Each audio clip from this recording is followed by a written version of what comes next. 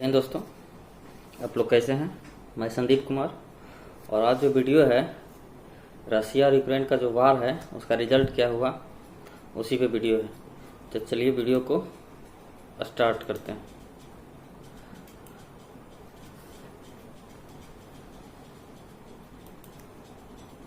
And I welcome you all to World Affairs. Now Prashant Dhawan. Now Russia Ukraine war में एक major turn off events आया है और अब पॉसिबल लग रहा है कि एक बार को ये वॉर खत्म हो सकती है। और अंत में मैं आपको ये बता रहा हूँ, अगर जो समीकरण सामने आ रहे हैं, Vladimir Putin will emerge as a huge winner. क्योंकि अभी के लिए देखो क्या है कि यूक्रेन और रशिया ने अब तक की सबसे मीनिंगफुल प्रोग्रेस करी है इन द पीस टॉक्स।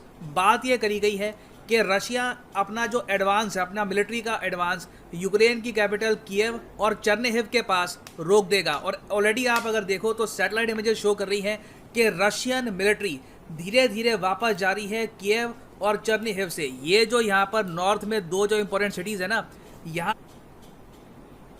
पे बेसिकली रशिया जो अपना बहुत ही बड़ा अटैक करने वाला था, अब लगता नहीं है कि रशिया ये अटैक करेगा। हाँ, मैं ये ऐड कर दूं कि साउथ में रशिया क्या रुक जाएगा या फिर यहाँ पर जो ईस्टर्न साइड है यहाँ पर रशिया रुक जाएगा, इसको लेकर कोई बातचीत नहीं हुई है। मगर देखिए जो ये घेरा हुआ है ना हल्का रेड टाइप का, ये सारे पे रशिया ने कब्जा कर लिया है। जितना दिख रहा है ना ये वाला, इस सभी पर रशिया ने कब्जा कर लिया है।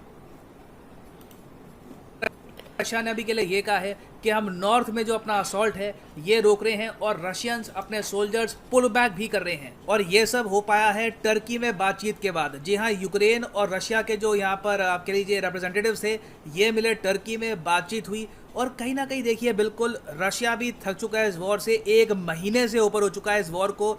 और फाइनली रशिया को कहीं ना कहीं एक वे आउट चाहिए था और माना जा रहा है कि इस डील के बाद हो सकता है कि जो ये ब्रूटल वॉर है ये फाइनली धीरे धीरे समाप्त हो जाए। अब यहाँ पे आपका मेन क्वेश्चन होगा कि मगर रशिया पर जो सैंक्शंस लगे हुए हैं उनका क्या होगा। देखिए मैं आपको ये बता रहा हूँ, अभी के लिए समीकरण ये भी बन रहे हैं कि रशिया पर बहुत से सैंक्शंस हट सकते हैं। It is good news for Russia, it is good news for India as well. तो डिस्कस करते हैं इस टॉपिक को, बहुत कुछ आपको जानने को मिलेगा। मगर आगे बढ़ने से पहले आपसे क्वेश्चन पूछूंगा।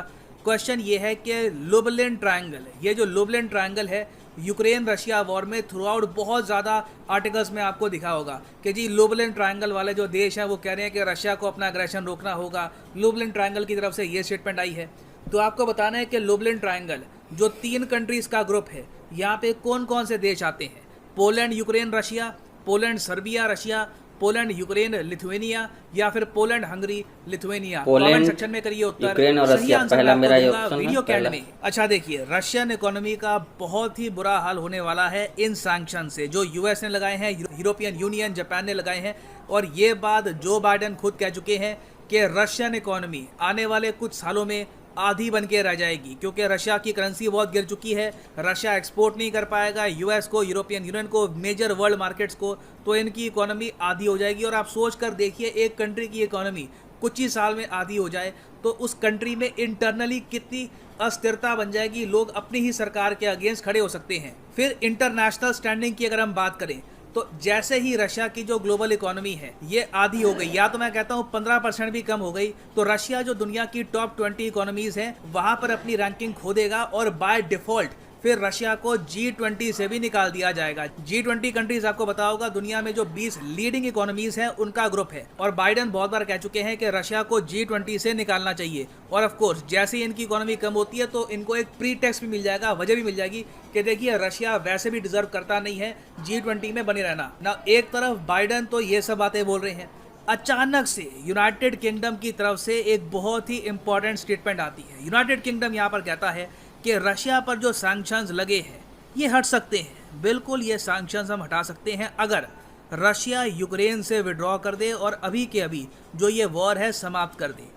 ये जो ऑफर है रशिया के लिए बहुत ही इंटरेस्टिंग है। और मैं आपको बता दूं, कोई बड़ी बात नहीं है कि रशिया एक बार कोई ऑफर ले भी लेगा, क्योंकि in the end Russia will emerge as a huge victorious country. क्योंकि याद रखिएगा, रशिया का जो पहला मेन ऑब्जेक्टिव था वो ये था कि इनको दोनेत्स्क और लुहांस्क, ये जो यहाँ पर रीजन है जिसको रशिया कहता है कि ये 2 अलग देश बन चुके हैं, इनको लिबरेट करवाना था इनकी लैंग्वेज के हिसाब से। ये दोनों जो रीजन है काफ़ी हद तक लिबरेट हो चुके हैं। यूक्रेनियन फोर्सेस को बहुत हद तक रशिया ने पीछे खदेड़ दिया है इस रीजन में। बाकी जो रशिया यहाँ पे इन्वेजन कर रहा था उसका पर्पस सिंपली ये था कि रशिया चाहता था कि यूक्रेन डीमिलिटराइज हो जाए। हालांकि मैं यहाँ पर ये कहूँगा यूक्रेनियंस लड़े हैं अपने देश के लिए, इन्होंने रेजिस्टेंस दी है और आपके सामने है रशिया, जिसको हम दुनिया की इतनी बड़ी सुपर पावर मानते हैं, ये 30 दिन के बाद भी पूरा यूक्रेन नहीं कब्जा पाए। यूक्रेन छोड़िए, यूक्रेन की कैपिटल भी नहीं कब्जा पाए। और अभी न्यूज ये आ रही है कि यूएस, पोलैंड, वेरियस और कंट्रीज लगातार वेपन सप्लाई कर रहे हैं यूक्रेन को। तो रशिया को ये बात समझ में आ गई थी कि अगर इनको वॉर ये कंटिन्यू रखनी है तो ये वॉर चलेगी 60 दिन तक, 70 दिन तक।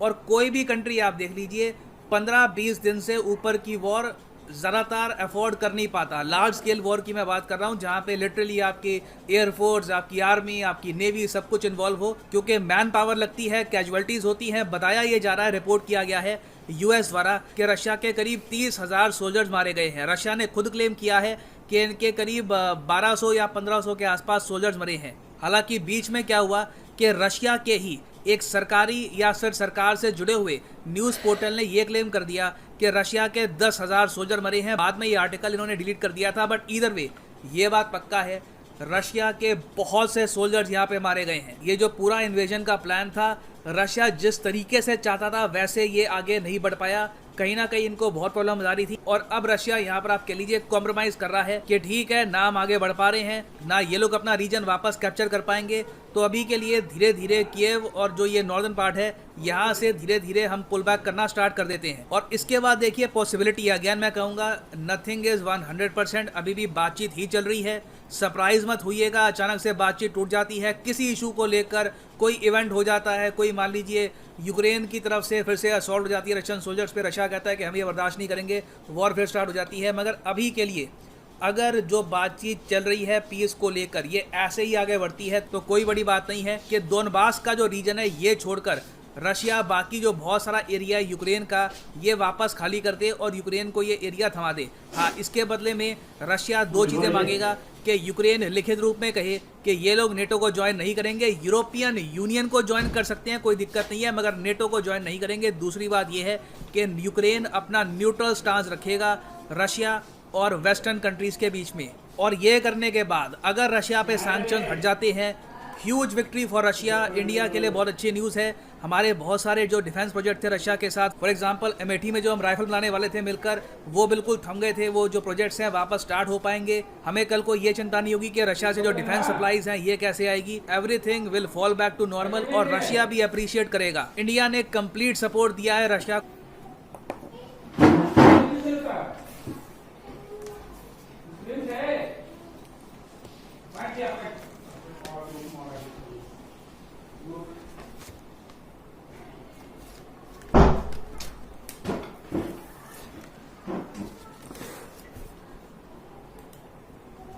को रशिया से ऑयल परचेज किया, नेचुरल गैस परचेज किया, रशिया के अगेंस्ट कोई स्टेटमेंट दिया इंडिया की तरफ से, तो overall this can be great for both India and Russia relations. और एक और फैक्टर यहाँ पे फिर चाइना का भी आता है।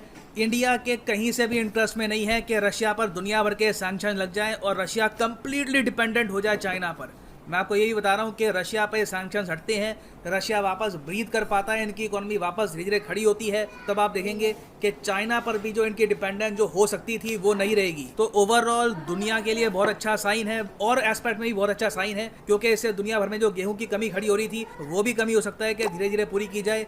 It is great for Ukraine, great for Russia, great for the world as well. उम्मीद यही करते हैं कि जल्दी से ये वॉर का अंत हो जाए और रशिया पर जो सैंक्शन लगे हैं ये सैंक्शंस भी रिमूव किए जाएं। ना वापस आते हैं अपने एमसीक्यू की तरफ के लुबलिन ट्रायंगल में कौन कौन से 3 देश आपको मिलेंगे। तो सही उत्तर इसका है ऑप्शन सी, पोलैंड, यूक्रेन और लिथुएनिया। और याद रखिएगा लुबलिन ट्रायंगल बहुत न्यूज़ में रहा था, अभी रिसेंटली भी इनकी स्टेटमेंट आई है कि हम वेलकम करते हैं कि रशिया धीरे धीरे अपने सोल्जर्स को पुल बैक कर रहा है यहाँ पर। तो याद रखिएगा लिथुएनिया, पोलैंड और यूक्रेन, ये तीनों देश मिलकर बनाते हैं लुबलिन ट्रायंगल। और फाइनली मैं आपको ये भी बता दूं कि अनअकैडमी का जो यूपीएससी कॉम्बो कोर्स है यहाँ पर फ्लैट 20% डिस्काउंट चल रहा है। कमेंट सेक्शन में जाओ, यहाँ पे आपको दिखेगा। हाँ, तो वीडियो यहाँ पे ख़त्म हो गई है और हमें तो लगता है कि युद्ध समाप्त हो जाना चाहिए, क्योंकि इंडिया को भी बहुत लॉस हो रहा है। यहाँ पे पेट्रोल डीजल बहुत ही महंगे हो चुके हैं। और इस पर आपको क्या करना है नीचे कमेंट करके बताइए युद्ध के बारे में। और अभी तो बातचीत ही चल रही है, अब देखिए आगे क्या होता है।